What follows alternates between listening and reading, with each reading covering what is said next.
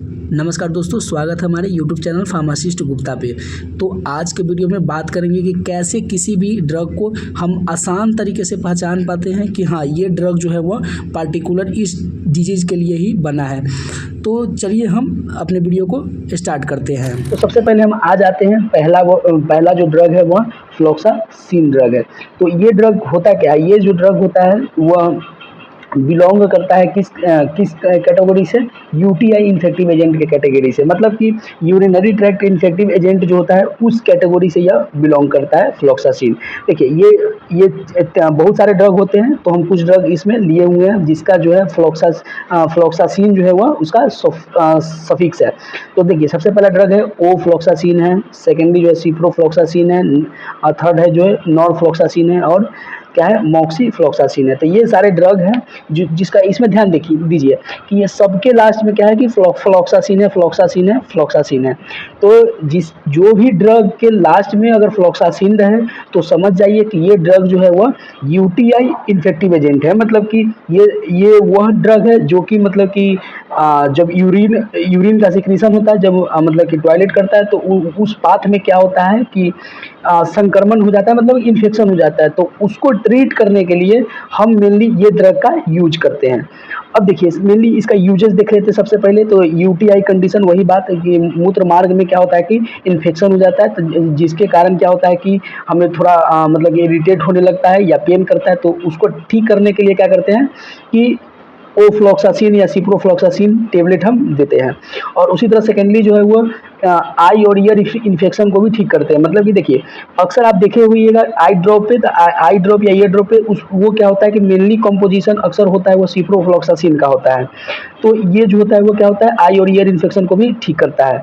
और it also use in STD case, मतलब कि सेक्सुअल ट्रांसमिटेड डिजीज के केस में भी ये ड्रग जो होता है, यूटीआई इन्फेक्टिव एजेंट जो होते हैं, वो कभी कभी इस केस को भी मतलब दिए जाते हैं ठीक करने के लिए। मतलब एसटीडी में लाइक गुनोरिया हो गया, तो गुनोरिया को ट्रीट करने के लिए भी ये मैनेज करने के लिए ये ड्रग दिए जाते हैं। तो अब हम बात करेंगे नेक्स्ट ड्रग जो है ओलोल, मतलब वह ड्रग जिसके लास्ट में मतलब सफिक्स में ओलोल लगा रहे, तो समझ जाइएगा कि ये जो ड्रग है वह बीटा ब्लॉकर ड्रग है। तो देखिए, जैसे एग्जांपल हो गया मीटोप्रोलोल हो गया, एटिनोलोल हो गया, प्रोप्रेनोलोल हो गया, इस्मोलोल हो गया। देखिए, सबके लास्ट में ओलोल लगा हुआ है। तो इससे क्या है कि ये जब भी लास्ट में ओलोल लगा रहे तो समझ जाइएगा कि ये ड्रग जो है वह बीटा ब्लॉकर है। अब इसका यूज देख लेते हैं। तो ये हाइपरटेंशन के केस में यूज किया जाता है, जैसे कि ब्लड प्रेशर जब हाई हो जाए तो उसको कंट्रोल करने के लिए हम बीटा ब्लॉकर देते हैं। और दूसरा जो है वो एंजाइना के केस में भी हम इस ड्रग को देते हैं। एंजाइना क्या होता है कि ऐसा कंडीशन होता है जिसमें क्या होता है कि हमारा सीना जो होता है वो दर्द करने लगता है, चेस्ट जो होता है वो पेन करने लगता है। और थर्डली जो है वो ग्लूकोमा के केस में भी दिया जाता है। इसमें क्या होता है कि ब्लड विजन होने लगता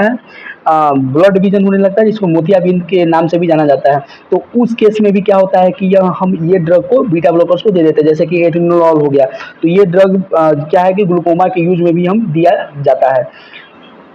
तो थर्डली जो है कोनाजोल, जी वह ड्रग जिसके लास्ट में कोनाजोल लगा रहे, तो समझ जाइए कि वो ड्रग जो है वह एंटी फंगल ड्रग है।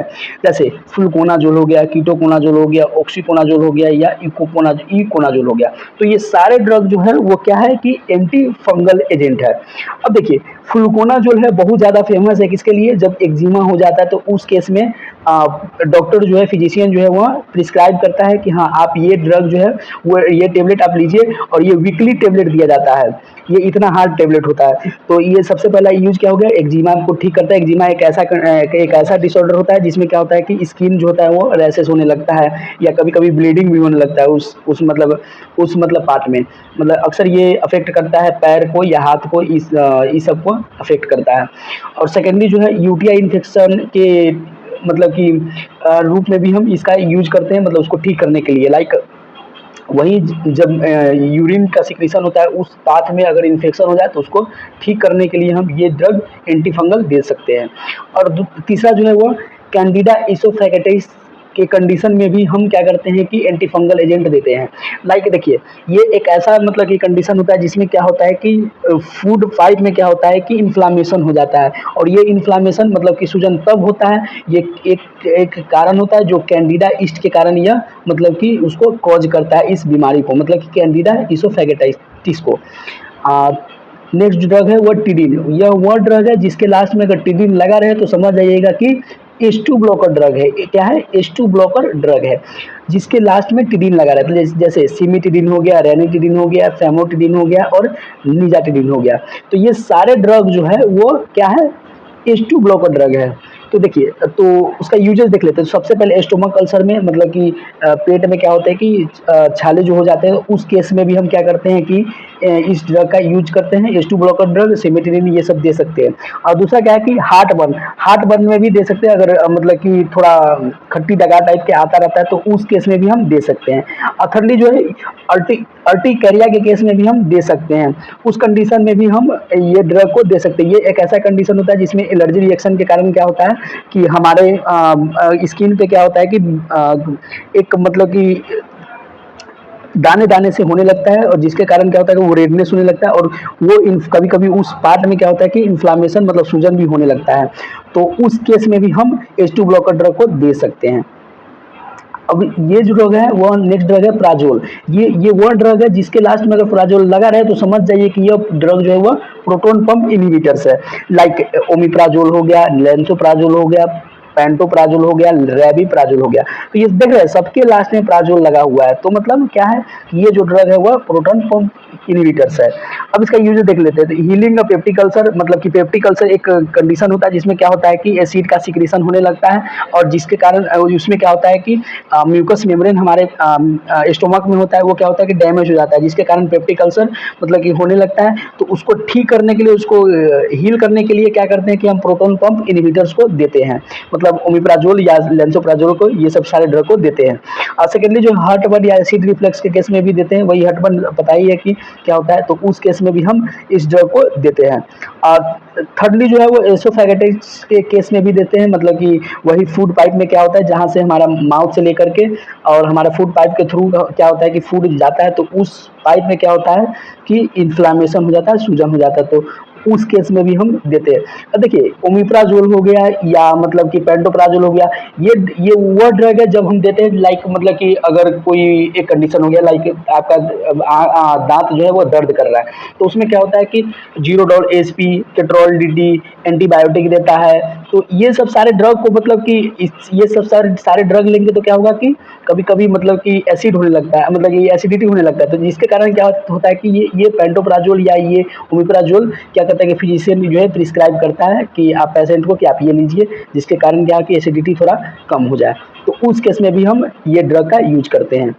नेक्स्ट ड्रग जो है वो डिपिन। यह वो ड्रग है जिसके लास्ट पे अगर डिपिन लगा रहे तो समझ जाइए कि वो कैल्शियम चैनल ब्लॉकर है। कैल्शियम चैनल ब्लॉकर या ये क्या होता है कि जैसे कि नीफेडिपिन हो गया, एम्लोडिपिन हो गया, फिर फेलोडिपिन हो गया, नीमोडिपिन हो गया। तो ये देख रहे हैं सारे के लास्ट में डिपिन लगा हुआ है। तो ये ड्रग अगर रहे कहीं भी दिख जाए तो समझ जाइए कि ये जो ड्रग है वह कैल्शियम चैनल ब्लॉकर है। इसका यूज हाइपरटेंशन के केस में मतलब कि ठीक करने में इसका यूज करते हैं। हाइपरटेंशन वही कंडीशन होता है जिसमें क्या होता है कि ब्लड प्रेशर जो होता है वो हाई हो जाता है। एंजाइना को ट्रीट करने के लिए भी हम इसका यूज करते हैं। एंजाइना मतलब चेस्ट पेन होता है, उस केस में भी इसका यूज करते हैं। एरिथमिया एक ऐसा कंडीशन होता है जिसमें क्या होता है कि हमारा हार्ट रेट जो होता है, हार्ट बीट जो होता है वो इरेगुलर हो जाता है, अनियमित रूप से धड़कने लगता है। तो उस केस में भी हम कैल्शियम चैनल ब्लॉकर ड्रग जो है हम दे सकते हैं। अब जो देखिए, अब केन है, तो केन ये वो ड्रग है अगर जिसके लास्ट में अगर केन लगा रहे तो समझ जाइए कि ये लोकल एनेस्थेटिक ड्रग है। लोकल एनेस्थेटिक वो ड्रग होते हैं जो क्या होता है कि पार्टिकुलर पार्ट ऑफ बॉडी पे क्या होता है कि लॉस ऑफ सेंसेशन करते हैं, मतलब कि एकदम मतलब कि सब कुछ आपको पता भी नहीं चलेगा कि यहाँ उस पार्टिकुलर पार्ट में क्या हुआ, तो वो सारा सेंसेशन को ही गायब कर देता है। तो उस केस में लोकल एनेस्थेटिक को हम यूज करते हैं, लाइक बेंजोकेन हो गया, लिग्नोकेन हो गया, प्रोकेन हो गया, डेबोकेन हो गया। तो ये सारे ड्रग है जो लोकल एनेस्थेटिक ड्रग है। देखिए, लिग्नोकेन अक्सर देखा जाता है, ये तो इंजेक्शन में यहाँ पे दिया है, एक ऑइंटमेंट में भी आता है। जो क्या होता है कि वो ऑइंटमेंट जो है किसी पार्टिकुलर एरिया में लगा करके और उसको क्या होता है कि वहाँ पे शून कर दिया जाता है। शून करने के बाद क्या होता है कि कैथेटर जो होते हैं वो अंदर इंसर्ट किया जाता है एनाल रूट के थ्रू, और उसके बाद उससे क्या होता है कि पेन जो होता है वो नहीं होता है। तो मतलब समझ गए कि ये मैं क्या कहता है कि एकदम सेंसेशन को ख़त्म कर देता है। तो देखिए सबसे पहले इसका यूज देखते तो वही बात है कि लॉस ऑफ सेंसेशन को ये प्रोवाइड करता है, मतलब कि आपको मतलब कि थोड़ा भी पता नहीं चलेगा कि क्या हो रहा है उस पार्टिकुलर एरिया में। और ये देखिए ये सेकेंडली जो है वो माइनर सर्जरी में इसका यूज किया जाता है, मतलब कि दांत अगर दर्द कर रहा है तो उस केस में क्या होता है कि डॉक्टर जो है वो लोकल एनेस्थेटिक देते हैं उस पार्टिकुलर एरिया में, तो क्या होता है कि वो मतलब सेंसेशन जो है वो खत्म कर देता है। अब थर्डली तो देखिए वो क्वीन है, तो क्वीन यह वह ड्रग है जिसके लास्ट में अगर क्वीन लगा रहे तो समझ जाइएगा कि ये ड्रग जो है वह एंटी मलेरियल ड्रग है। मतलब एंटी मलेरियल मतलब क्या कि ये मलेरिया को ठीक करने वाले ड्रग है। जैसे हो गया क्लोरोक्वीन हो गया, एमोडिया क्वीन हो गया, मेफ्लोक्वीन हो गया, पामाक्वीन हो गया, तो ये सारे ड्रग जो है वो क्या है, एंटी मलेरियल ड्रग है। इसका यूजेज हो गया वो मलेरिया को ठीक करेगा, ऑफकोर्स एंटी मलेरियल है तो मलेरिया को ही ठीक करेगा। मलेरिया क्या होता है कि एक ऐसा कंडीशन होता है जिसमें क्या होता है कि एक फीमेल मस्क्यूटो एनाफिलस मस्क्यूटो जो होता है उसके काटने के कारण ये मलेरिया हो जाता है। तो ये समझ गया। और सेकेंडली जो है रूमेटॉइड अर्थराइटिस मतलब गठिया के कंडीशन को भी ठीक करता है। और प्रोफाइलेक्सिस एक ऐसा इन्फेक्शन होता है जो कि मतलब कि इस इन्फेक्शन को बचाने के लिए, मतलब कि कोई भी मतलब मस्क्यूटो काट लेता है तो उस इन्फेक्शन को बचाने के लिए भी हम क्या करते हैं कि एंटी मलेरियल एजेंट को देते हैं हम।